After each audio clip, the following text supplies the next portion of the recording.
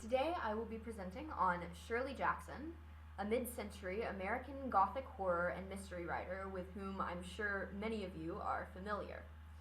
As the author of horror classics such as The Haunting of Hill House and The Lottery, Jackson enjoys a niche blend of popular and critical acclaim in American culture.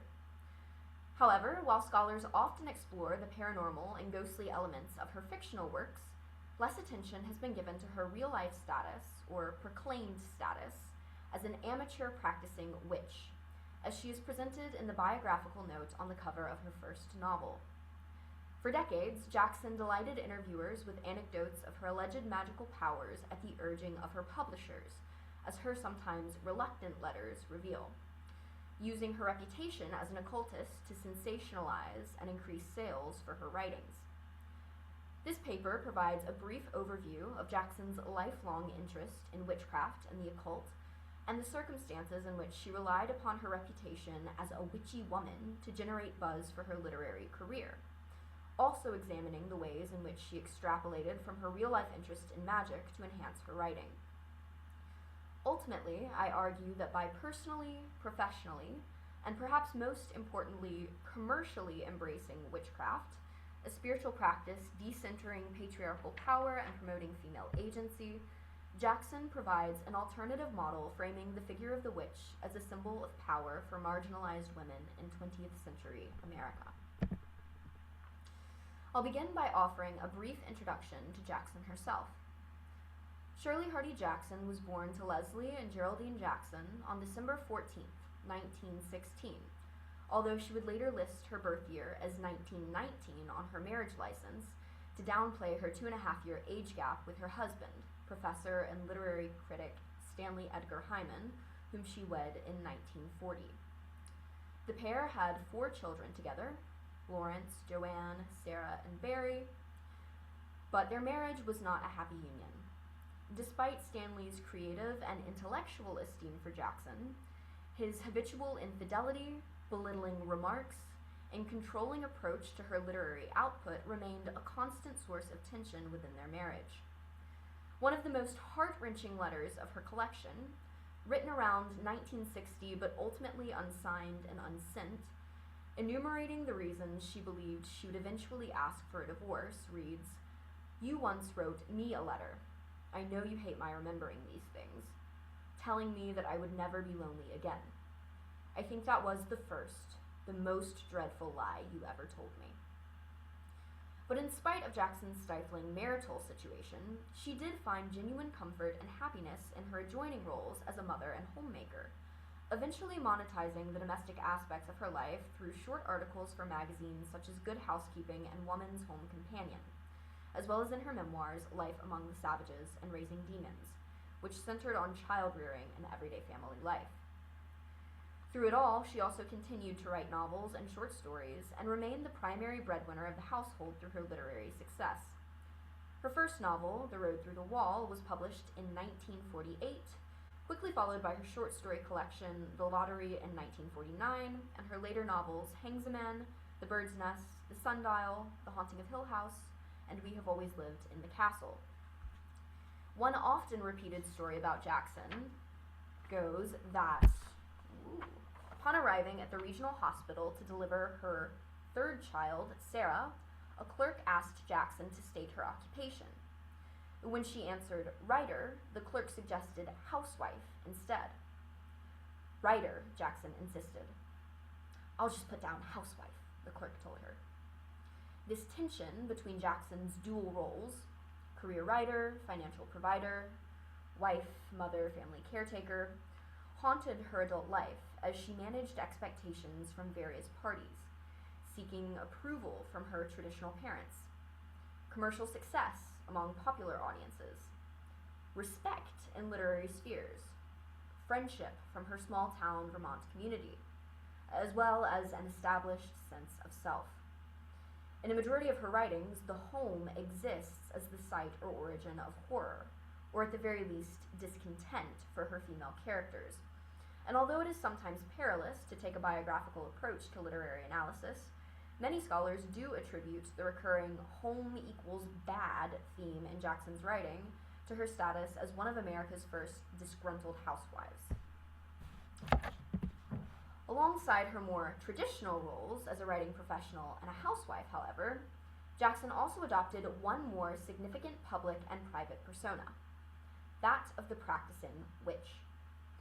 Her lifelong interest in the occult is evident not only in the narrative uses of magic and witchcraft in her memoirs, novels, and short fiction, but also in the surviving letters and original publicity materials promoting her writing, as well as statements from friends and family members.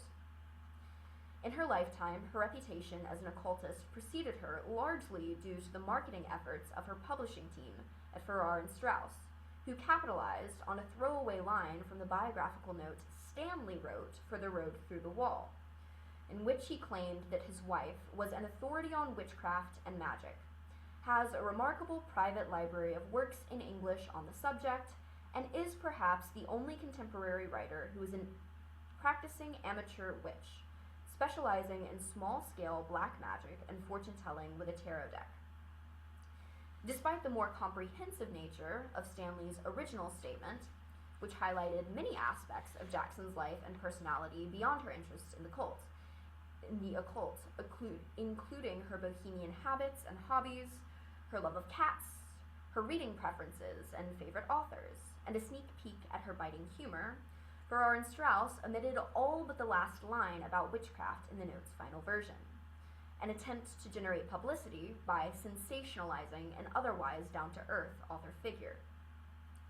Jackson later lamented in a letter to her parents, "All the nonsense that the publishers made up is turning out to be wonderful stuff because the book, The Road Through the Wall, is selling. So I have to tell people all this nonsense all over again because the publicity man from the publishers is sitting over me and he corrects me if I say any of it wrong." While the decision to promote her books by sensationalizing her interest in witchcraft might not have been entirely her own, Jackson's underlying interest in occultism and the spiritual world was genuine, spawned from many years of personal study and practice. In the early 1900s, around the time of Jackson's birth, America at large experienced a trend of increased interest in the paranormal. By the late 1910s, Ouija boards graced almost every parlor in America, beloved by the common folk and the rich and famous alike. When President Woodrow Wilson was asked if he thought he would be re-elected in 1914, even he replied, "The Ouija board says yes." The San Francisco Bay Area, where Jackson spent most of her childhood, was the site of what was termed widespread Ouija mania in the early 20s. And Jackson's brother Barry recalls their mother, Geraldine, and grandmother Mimi using an Ouija board with them as children. Many Americans in the early 20th century also claimed to take dictation from spirits, recording messages or literary works from long-dead individuals, such as Abraham Lincoln or Mark Twain, through a process termed automatic writing. Automatic writing later appears in Jackson's most famous novel, The Haunting of Hill House, as Dr. Montague's wife attempts to contact the spirit haunting the house with her planchette tool. The house responds with various repeated words and phrases, including home, mother, lost, and variants of protagonist Eleanor's name. Jackson's interest in the metaphysical began in early childhood, with roots not only in America's growing cultural interest in the occult, but also in her maternal family's background in Christian Science. Founded by spiritualist Mary Baker Eddy in 1879, Christian Science posits that the material world is an illusion and that the real world is wholly spiritual. Eddy was known to conduct seances to convene with spirits, though whether she used a dime store Ouija board or something more professional for this purpose, I do not know. Her book, Science and Health with Key to the Scriptures, promotes the idea that illness and disease can be cured by thought, prayer, and mental will alone, and is still upheld as a holy text by Christian scientists today. Jackson's maternal grandmother, Mimi Bugby, converted to Christian Science in the early 1900s, when the cultish offshoot of Christianity was the fastest growing religious movement in America, skyrocketing in number from 9,000 followers in 1890 to over 60,000 in 1906. After splitting from her husband in Jackson's early childhood, Mimi moved in with Jackson's parents and by 1921 was advertising her services as a Christian Science practitioner, or a spiritual healer, by hanging an identifying shingle outside their house. When the family moved to Rochester, New York in 1933, Mimi continued to practice spiritual healing on members of the family, even after giving up her public practice. Jackson later recounted these attempts to her children with great skepticism. Ruth Franklin, author of Shirley Jackson, A Rather Haunted Life, writes that Mimi once claimed that she had broken her leg and prayed over it all night, then walked down the stairs to breakfast the next morning. As it turned out, the injury was actually a sprained ankle. In another episode, which still distressed Jackson many years later, her little brother Barry broke his arm after Shirley mischievously told him to close his eyes and run down a hill. Her guilt over her own responsibility for the injury turned into anger as she watched Mimi and Geraldine pray over Barry for 2 days before they finally took him to the hospital. Jackson told her daughter Joanne that Mimi, who did not seek treatment for her own stomach cancer, died of Christian Science. And Jackson remained skeptical of, if not overtly hostile toward, Christian Science until her own death. Later, Jackson recalled meeting one of Mimi's old cronies with an evil eye in her youth, and afterward feeling as if she were being followed by something supernatural and malignant. And throughout her life, she suffered nightmares of her grandmother chasing her. Still, despite her rejection of Christian Science, Jackson's lifelong study of witchcraft echoes the Christian Science belief that one can influence the world around them through their use of their own mental power. Biographer Judy Oppenheimer claims that Jackson began reading everything she could find on witchcraft as early as high school, writing, "Nothing in the outside world held the same fascination for her that her own mind did. Studying witchcraft was a route to studying herself, and it became a lifelong endeavor." While attending the University of Rochester, she composed one of her term papers on witchcraft, an assignment which led her to read for the first time James Fraser's The Golden Bough, a multi-volume study of religion, magic, and ritual around the world, first published in 1890. According to Linnea Friedman, Jackson was already familiar with a good bit of literature in the field of demonology and was particularly interested in the history of the Black Mass by the time she enrolled in Syracuse University in 1937 to complete her studies. While at Syracuse, she took a course on folklore that was particularly influential, writing in her college notebook that the term paper she planned to write would focus on superstition, the need for it, the use of it, its manipulations, its use in literature, its effect on writers. In college, Jackson and her friend Elizabeth Young spent hours studying Émile Griot de Givry's book Magic, Witchcraft, and Alchemy, expanding their knowledge of occult iconography, demonology, witch history and folklore, and instructions for summoning spirits. Jackson begged Young, who worked in the English department at the University of Rochester at the time, to steal a rare copy of Joseph Glanville's Sadducismus Triumphatus from the University Library. Originally published in 1681, the book provides accounts of witches' sabbaths, hauntings, and instances of demonic possession and other evidence to affirm the existence of witches. Young unfortunately refused this particular request, but she was not the only one of Jackson's friends who harbored an interest in the occult. J. Williams, whom Jackson met through Stanley while in college, was also involved in magical practice. Jackson claimed in a later letter that she wrote in 1960 that when she first met Jay, he was an apprentice to an African witch doctor in New York, and she recalled an evening on which he allegedly summoned a silver tiger with emerald eyes in her living room.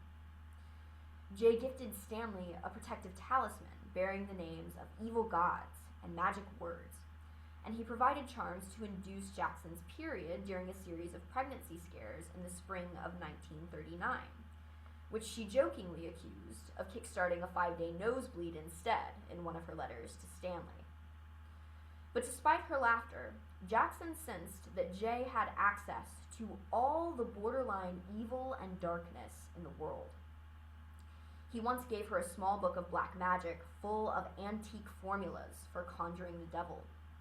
Jackson wrapped it in silk so that it could not come into contact with any of her other possessions. And she cried, clinging to Stanley's arm on one occasion, as Jay performed a strange incantation in an unknown language in his apartment. Freshly broken from her Christian Science upbringing, Jackson was frightened by the possibilities, the worlds beyond our own that the occult claimed to access.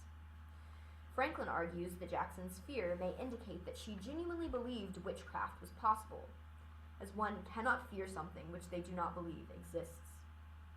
Regardless, the allure of occult forces beyond rational understanding would have been a difficult concept to resist in the face of her desire to harness control over Stanley's routine criticism and infidelity, the norm long before they were married, or her mother Geraldine's disapproval of Jackson's non-debutante appearance and offbeat personality.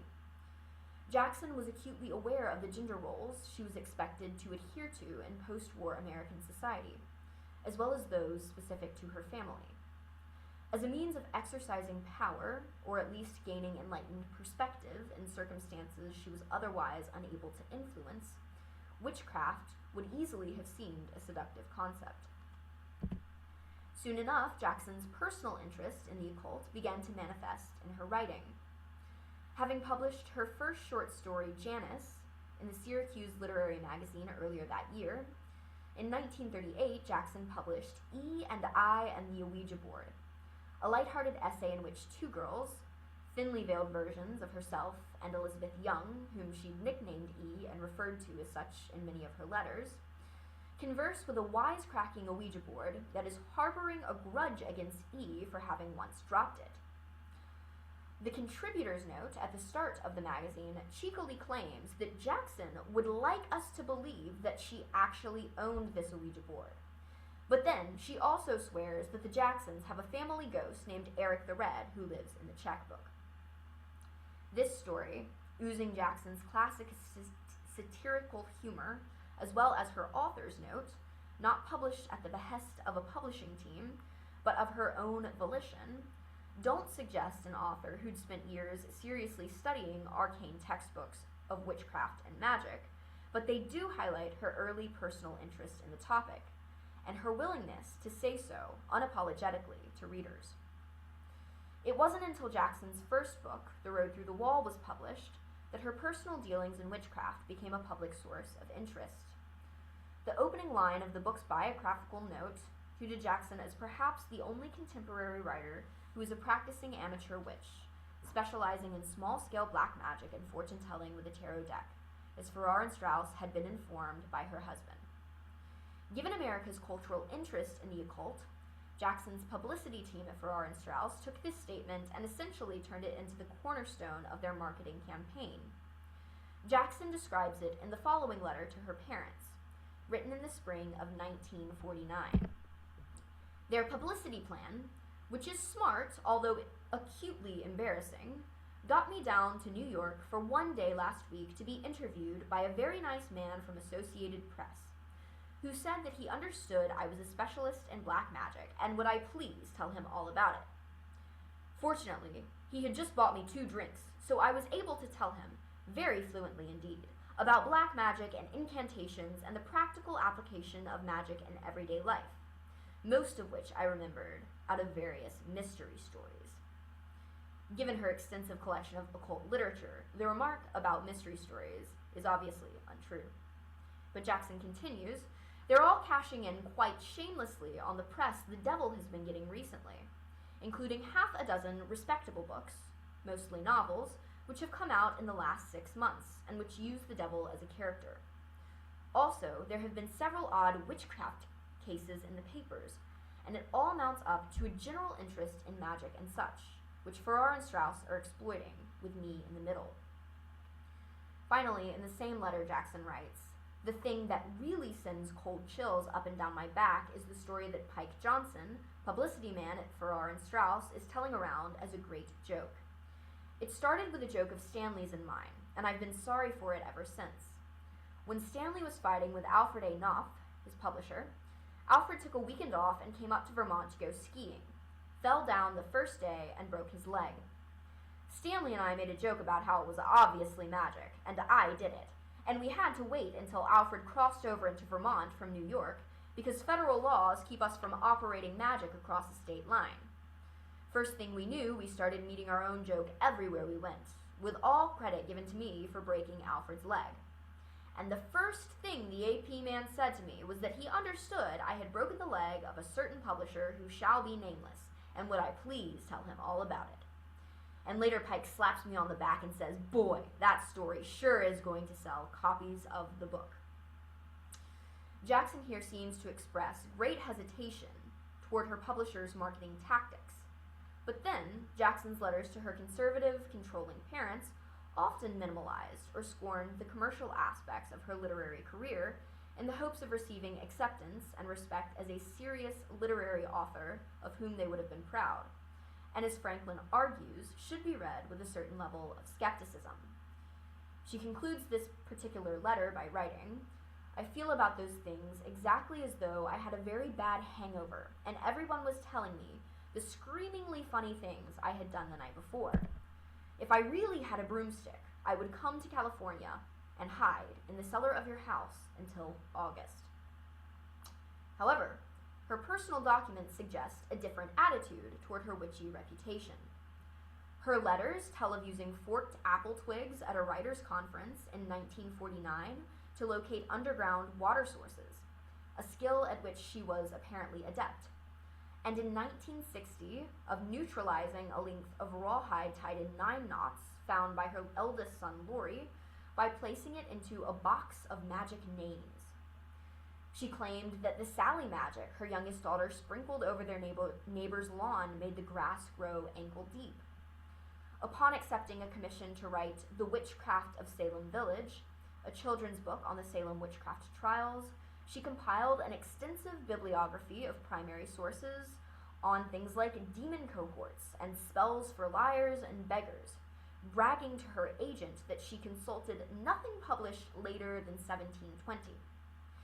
Jackson maintained a running joke with her editor about using witchcraft to secure victories for her favorite baseball team, the Brooklyn Dodgers, and when Farrar and Straus planned to publish her second book, a collection of short stories named after the lottery, they initially suggested the subtitle, Notes from a Modern Book of Witchcraft. Pike Johnson proposed a marketing campaign in which slips of paper were placed into copies of the book, with prizes like cauldrons and witches' brooms awarded to readers whose slips bore a black dot in honor of the book's first story. Although Jackson described the plan as embarrassing to her parents, she told Pike she was fine with it as long as the post office approved. Sadly, the postmaster did take issue and the marketing plan was scrapped, so the book became The Lottery, or The Adventures of James Harris, and not Notes from a Modern Book of Witchcraft. Although Jackson did use passages from Seducismus Triumphatus as epigraphs for the book's 5 sections rather than abandoning the witchcraft theme entirely. Clearly, I need to work on my Latin. As her career advanced, Jackson's witchy reputation formed the basis of many reports and interviews, spawning statements such as, "Someday, Shirley Jackson may be charged with witchcraft, and her books offered as evidence," and the ever-quoted line, "Miss Jackson writes not with a pen, but with a broomstick." And she very well might have, for many of her fictional works contain narrative elements of witchcraft and the occult. Her sophomore novel, Hangsman, for instance, is preoccupied with tarot cards and symbolism. Jackson acquired her first deck of tarot cards in the summer of 1937, right before she enrolled at Syracuse, and she used the tarot cards to entertain friends, family members, and her husband's Bennington College students for the rest of her life. Hangsman tells the story of Natalie Waite, a 17-year-old girl on the cusp of adulthood, as she traverses emotionally tumultuous and confusing home and college settings. Her last name is a nod to Arthur Waite, co-creator of the Rider-Waite-Smith tarot deck, with which Jackson would have been familiar, although she personally preferred the Tarot of Marseille. The novel begins with an exploration of Natalie's dissatisfying family life. She is smothered by her arrogant, overbearing father, and she receives no support or encouragement from her submissive, depressed mother. The night before Natalie is scheduled to depart for an all-girls college not unlike Bennington, she attends one of her father's parties and catches the eye of an older man, who leads her into the woods behind her house and sexually assaults her. As Natalie migrates to a college setting, desperate to establish a new sense of identity and control over her life, she struggles to gain the approval of her attractive English teacher and to befriend her peers, until she finally meets the enigmatic Tony, a fellow student who introduces her to the art and practice of tarot. Weirdly enough, despite their relation to the novel's meaning and title, as Hangsman references the Hanged Man tarot card, as well as a folk ballad of the same name, tarot cards do not appear in the text until the novel's third act. Although, of course, it is worth mentioning that Natalie's home library has already been described as containing several books on demonology, as well as an abridged version of the Golden Bough. In Hangsman's first tarot reference, Jackson writes that Tony was playing solitaire with the ancient fortune-telling cards called the tarot. Cards old and large and lovely and richly gilt and red. Tony and Natalie believed that they were the only two people in the world who now loved tarot cards and used them, so reminiscent of antique, undreamed games, for games of their own, invented card games and walking games, and a kind of affectionate fortune-telling which was always faithful to the meanings of the cards as recorded in the tarot book, but which somehow always came out as meaning that Tony and Natalie were the finest and luckiest persons imaginable. Natalie and Tony make a game of the tarot, assigning cards and meanings to objects and events they encounter in their everyday lives. For instance, when Natalie reports that the Langdons are having a baby, Tony absently responds, Page of Swords. Later, pointing to a fire hydrant, Tony says, Ace of Cups, and Natalie replies, House of the True Heart, Joy, Fertility. The Hanged Man, a figure hanging upside down from a snare, is the midpoint in the major arcana, representing a pause in the querent's life for self-evaluation or perspective, a moment in which the querent is forced to rest and reflect upon their situation. The experience is not painful in reflection. Instead, it prompts enlightenment, signifies sacrificial rebirth, and embodies great strength or willpower. The Hanged Man is referenced only once by name in Hangsman, when Natalie and Tony visit a nearby city upon spotting a toy in the shop window, a tiny figure on a trapeze which turned and swung, around and around, endlessly and irritatingly. Like the Hanged Man and the toy in the shop window, Natalie's life seems to exist in an Ouroboros of crisis, self-reflection, and discovery. She enters a forest in the novel's first act as a naive, hopeful girl on the brink of adulthood and emerges traumatized following her assault. The third act concludes with Natalie chasing Tony through a different set of woods, again alone and frightened, trying to make sense of her fractured reality. I thought it was a game, she tells Tony, although what, the tarot or their friendship dynamic, is uncertain. Keep thinking of it as a game, Tony replies, almost kindly. Natalie gains a new sense of growth and maturity at the novel's close as she returns to the college on her own, rattled but ultimately unscathed by the encounter. If Hangsman's first forest scene depicts Natalie's spiritual death, a hanging of sorts, if you will, the last demonstrates a resurrection. Her self-actualized emergence from the woods makes her the Hanged Man triumphant. Jackson's explicit references to tarot cards and symbolism in Hangsman demonstrate a truly comprehensive knowledge of the subject, acquired through years of serious study. Today it might be easy to do a quick Google search and learn anything you need to know about the tarot, or at least enough to flub your way through the next few pages of a novel you're writing. But in mid-century America, it would have been much more difficult to access that relatively niche wealth of knowledge. If, of course, you didn't have access to an extensive personal library of books on witchcraft and the occult, which you'd already been studying for nearly 2 decades. In the novel, Tony and Natalie don't always take the tarot cards seriously, and neither did Jackson. But Hangsaman's readers were certainly able to discern that its author was at least an expert in the subject matter, if not the experienced practitioner she sometimes claimed to be, through the level of detail and specificity appearing in the text in relation to tarot cards and symbolism. Jackson's final novel, We Have Always Lived in the Castle, first published in 1962, is equally saturated with Jackson's magical knowledge and reputation.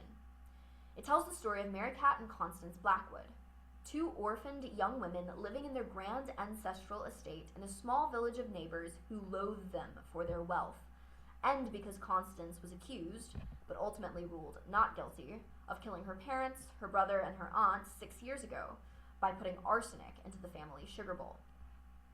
My copy, pictured here, a cheap paperback edition published by the Popular Library in 1963, does a great job of selling the witchcraft angle. The front cover boasts that it is a spellbinding new bestseller, and the back cover declares, "What you are holding in your hand is no mere book, it is an item of black magic. Once you have opened its cover, you will be placed under a spell that cannot be broken until you turn the last page."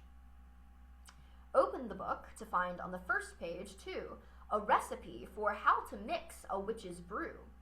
Its instructions compiled from critical reviews of the novel. Take a weird tale of horror with ingredients of hate and fear and trappings of witchcraft. Add two sisters huddled up in psychotic solitude with an ancient uncle. Stir in a touch of gentle madness, a very special kind of sorcery and seduction. Result, this book, a brew of brilliant horror and suspense guaranteed to make you its next victim. Beyond the heavy-handed marketing, Hangsaman's employment of tarot cards and symbolism, Castle provides an equally compelling portrait of real-world witchcraft in Mary Cat Blackwood's use of sympathetic magic. Sympathetic magic, as described in Chapter 3 of The Golden Bough, is ritual magic which operates on the belief that objects or actions can influence others on the basis of similarity. For instance, using a voodoo doll as a stand-in for one's body in a ritual, or previous contact with the person or thing the practitioner intends to influence, as with hair or nail clippings. Throughout the novel, Mary Cat nails her late father's belongings to a tree to protect the Blackwood estate from intruders, buries marbles by a creek to make it run dry, and at the novel's beginning, relies on 3 magical words chosen at random, Melody, Gloucester, and Pegasus, to counter dark omens of change. She is accompanied everywhere by her black cat, Jonas, who is more like a familiar than a household pet. In her attempts to frighten off her sinister cousin Charles, whose surprise visit turns out to be the change foretold at the beginning of the novel, she determines it was important to choose the exact device to drive him away. An imperfect magic, or one incorrectly used, might only bring more disaster upon our house. Like Jackson, who was deeply superstitious all her life, making note of her lucky and unlucky days, using Jay's charms to ward off pregnancy, reading tarot cards. Mary Cat's rituals for safety and protection indicate a desire to establish control over life circumstances in which she is otherwise virtually powerless. Contextualized historically, mid-century American women suffered from a regression of rights and autonomy following the end of World War II and soldiers' return home from the front lines of battle. During the war, figures like Rosie the Riveter encouraged women to take on roles outside the home, performing agricultural and factory labor in place of their male counterparts to support the war effort. When the war ended, women were expected to leave their newly acquired paid positions and return to the domestic sphere. But the radical shift in the gender distribution of employment had taught them to hope for and to enjoy work opportunities beyond their roles as housewives and mothers, and many resisted a return to traditional homemaking. Jackson, too, struggled with this dichotomy all her life, with friends and strangers alike who insisted she be known only as a housewife, when she preferred to be called a writer. In media, the happy housewife archetype became crucial propaganda in the cultural climate of post-war British and American society. As Chloe Campbell notes in her 2022 Romancing the Gothic lecture, Witchwives in Literature, Film, and Television, narratives portraying the previously subversive, malevolent witch figure who once delighted in the freedom afforded by her magical powers, as rejecting these privileges in favor of traditional marriage and domesticity, became increasingly popular in this era, including the films I Married a Witch and Bell, Book, and Candle, as well as the popular TV series Bewitched. Like the witches found in more light-hearted contemporary romps through post-war life, the Blackwood sisters are indeed homemakers, albeit not within a traditional husband-wife or nuclear family dynamic. The perfect example of domestic femininity, Constance is never far away from the kitchen.